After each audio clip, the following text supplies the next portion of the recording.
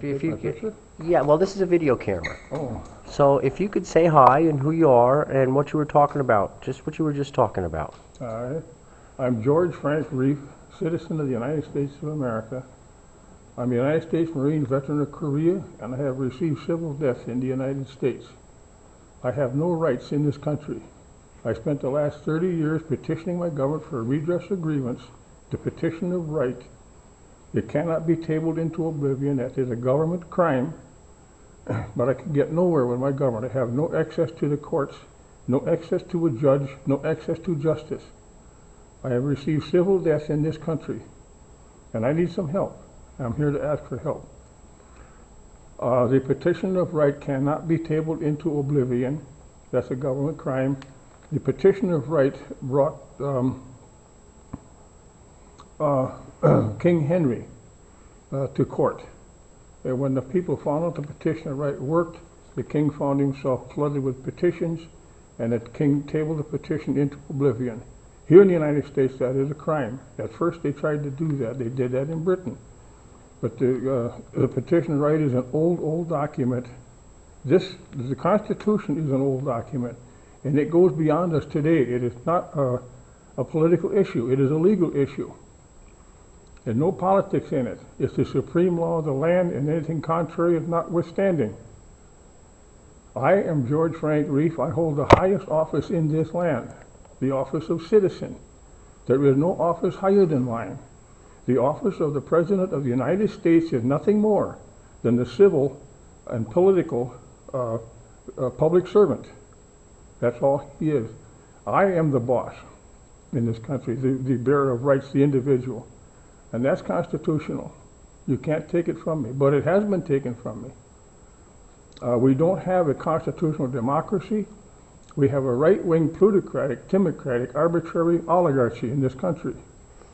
For example, the Black Codes of 1865 and 1866.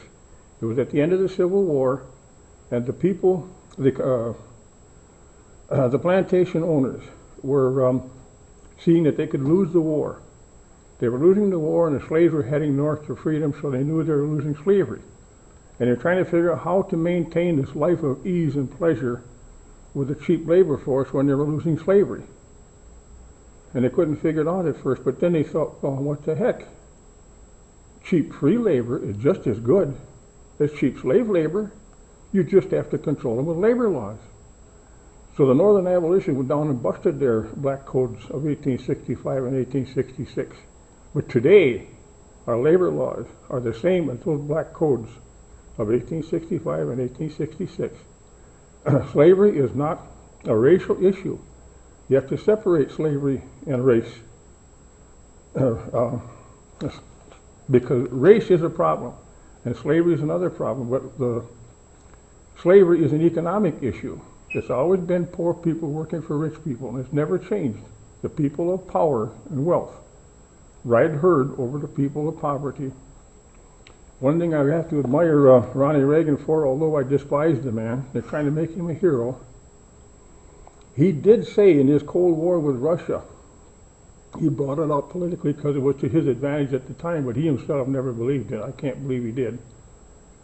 He said to Russia, who was calling their people workers, and he said, we in the United States don't have workers.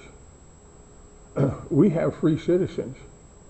He made that distinction, but today the government and the news media refers to its people as workers.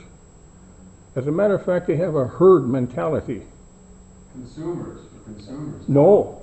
They have a herd mentality. We are the workforce, the American workforce. Yeah. We're nothing but a herd of flesh and blood out in the pasture for people to glean their benefits from. Can I take a break? Yes, you can, sir.